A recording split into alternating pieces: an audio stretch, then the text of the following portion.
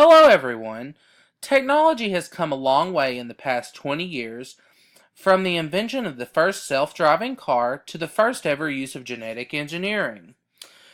With the use of technology, health for the greater good will be increased, and I suspect life expectancy will rise drastically due to the health issues being forecast and individuals being able to get the appropriate health care they need.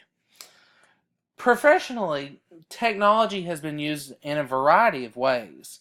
First, the use of applications on cell phones, such as Nike Plus, MyFitnessPal, and Apple Health. These apps have now become a part of people's daily lives and have increased activity levels since their introduction and the introduction of wearable technology. The introduction of smart devices forecasting on your health for you on your phone have many different advantages. The biggest advantage that I see is that if there are any potential lifestyle choices or behaviors being flagged for the individual to alter their activity or seek help for their potential problem. The drawbacks, of course, is not everyone will be able to afford the technology. This technology is nowhere near priced like it was in previous years.